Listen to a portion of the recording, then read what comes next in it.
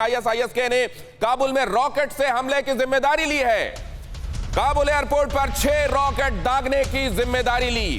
Rocket attack पर ISIS का दावा निशाना कामयाब रहा। आईएसआईएस का दावा निशाना सटीक रहा। आईएसआईएस ने जिम्मेदारी ली।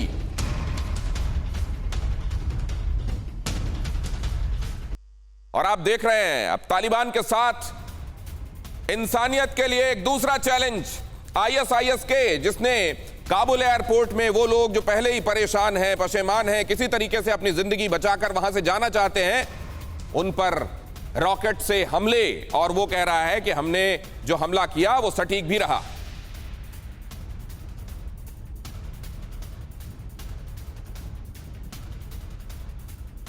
हम समझना ये चाह रहे हैं कि जैसे ही ये 30 तारीख समाप्त होती है, 31 तारीख लगती है, कहा तो ये जा रहा है कि 90 से ज्यादा देशों के साथ करार किया गया है और तालिबान ने यह कहा है कि हम उसके बाद भी संबंधित व्यक्तियों को जाने देंगे। लेकिन दूसरी तरफ तालिबान ने यह भी स्पष्ट किया था कि 31 तक निकल जाओ वरना अंजाम के लिए तैयार रहना। एक्चुअली क्या एम्बिग्विटी है, क्या इसमें कोई असमंजस है क्या स्थिति में, या चीजें बहुत स्पष्ट हैं? कैसे देख रहे हैं हमारे मेहमान और तालिबान के कहे हुए पर क्या भरोसा किया जा सकता है? लेफ्टिनेंट जनरल विनोद भाटिया हमारे साथ जुड़ रहे हैं, पूर्व डीजीएमओ रहे हैं, वो डीजीएमओ के तौर पर भी उन्होंने सेवाएं दी हैं, तो वो स्थितियां और बेहतर जानते हैं। विवेक काटजू, पूर्व राजनयिक, खास तौर से अफगानिस्तान में 2 दशक से ज्यादा काम करने का अनुभव है उनको। कमर आगा हमारे साथ जुड़ रहे हैं, विदेश मामलों के जानकार। सादिक अल फारूक, नेता है पीएमएलएन के, हमारे साथ आज की इस चर्चा में शामिल हो रहे हैं। और योगेश से मैं आपको मिलवा ही चुका हूं, जो कि इस समय राजस्थान में है, सीकर में, लेकिन अफगानिस्तान से किसी तरह से लौटे हैं और वो बता रहे हैं कि वहां आम लोगों के ऊपर बहुत अत्याचार हो रहे हैं। सबसे पहले मैं भाटिया साहब आपके साथ शुरुआत करना चाहता हूं। मैंने सुना है कि वहां पर अब सलवार कमीज उतारकर वर्दियां पहननी हैं तालिबान के लोगों ने। किधर जा रही हैं स्थितियां? दिनेश, ये स्थिति तो बहुत नाजुक है। वहां पर काफी क्योस है, कॉम्प्लेक्स सिचुएशन है उधर काबुल में और अफगानिस्तान में। खास तौर से तालिबान जो है एक जिसको कहते हैं रैग टैग ऑर्गेनाइजेशन है वहां पर। अच्छी ऑर्गेनाइजेशन है, जहां पर इंसर्जेंसी का सवाल है, लेकिन गवर्न करना एक चीज तो होता है कि रूल बाय द गन, दूसरा होता है गवर्न बाय द गन। आप रूल तो कर सकते हैं, गन से गवर्न नहीं कर सकते। तो अभी जो अफगानिस्तान के लोग हैं वहां पर वो डरे हुए हैं, उनमें डर है, दहशत है, वहां पर डेथ है, डिवास्टेशन है।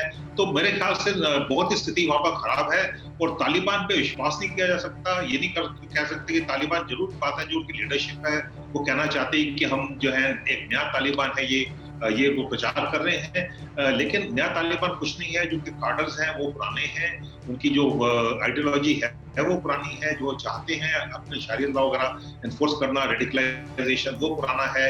और जो गन डॉटिंग जो टेररिस्ट हैं ये तो वहां पर दहशत फैलाएंगे। तो वहां के जो लोग हैं सर, लेकिन ये जो कहा जाता है कि पावर,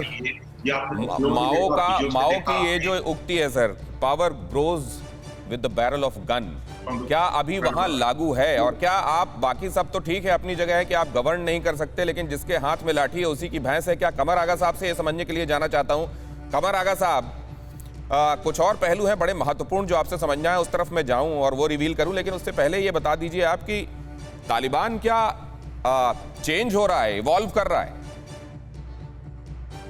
वो कहाँ से बदल सकते हैं? उनकी आइडियोलॉजी है, वो अपनी जो 20 साल से 25-30 साल से जो उनकी आइडियोलॉजीज है वो ख़त्म कर देंगे और एकदम से वो एक अच्छे तालिबान बन जाएंगे।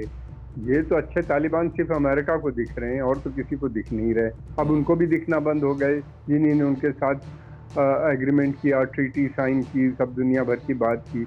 उन्हीं के लोगों ने उनको मार दिया, इतने अमेरिकन सोल्जर को। तालिबान की एक आइडियोलॉजी है, रिलीजियस आइडियोलॉजी है। ये एक आज की नहीं है, 100-150 साल से ये आइडियोलॉजी चल रही थी, जिसको वो इम्प्लीमेंट अब उनको मौका मिला है। इससे पहले एक बार मिला था 96 में, अब दोबारा उनको मौका मिला है। वो अपनी आइडिया, अब देखिए। और सर, ये जो काउंटर हम दिखा रहे हैं, ये देखना बहुत जरूरी है। ये जो काउंटडाउन शुरू हो गया है, 5 घंटे 45 मिनट बचे हैं। अब इसके बाद ये 31 तारीख कितनी महत्वपूर्ण है, खासतौर से तालिबान के लिए, खासतौर से उन कंट्रीज के लिए जहां के लोग जहां पर अभी तक हैं और बाहर नहीं निकल पाए? ये जरा मैं समझना चाहता हूं। काटजू साहब के पास होकर आपके पास वापस आता हूं। विवेक काटजू साहब, तालिबान क्या करेगा इसके बाद?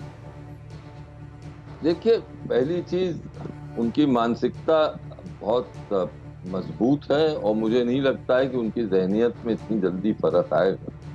लेकिन क्या नीतियां वो अपनाएंगे, इसको अभी हमें देखना पड़ेगा, क्योंकि वो जानते हैं कि अगर वो नीतियां जो कि 1990 के दशक में उन्होंने पूर्ण रूप से अपनाने की कोशिश करी और लागू करने की कोशिश करी, तो दुनिया उसको स्वीकार नहीं करेगी। यहाँ तक कि उनके जो इस वक्त उनके साथ जो खड़े दिखते हैं देश और महाशक्तियां हैं, जैसे चीन है, रूस है, पाकिस्तान और ईरान को तो छोड़ दें, वो भी उनको यही सलाह देंगे कि देखिए 1990 का दशक आप फिर से वापस नहीं ला सकते। तो अब हमें कुछ देर इंतजार करना पड़ेगा, महीने, 2 महीने, 6 महीने, कि भाई ये जो अब नई हुकूमत आएगी उनकी वो क्या होगी, बड़ी कैसे इंपॉर्टेंट आगे बात आप कह रहे हैं चलेगी। सर कि इंतजार तो तो ये तो देखना है। काटजू सर, लेकिन एक बात है कि वो 90 का दशक तो नहीं आ सकता, लेकिन उनके इस चेहरे के बदलाव को ही वजह माना जाता है कि ISIS-K में बहुत सारे लोग शामिल हो गए उनको छोड़कर। तो क्या जब वो खुद को बदलेंगे तो उनकी ब्रांड आइडेंटिटी बदलेगी, और अगर ये होगा तो क्या वो तालिबान रह जाएंगे? ये एक अहम सवाल है। फिक्र आपकी, सोमवार से शुक्रवार रात 9 बजे सिर्फ TV9 भारतवर्ष पर।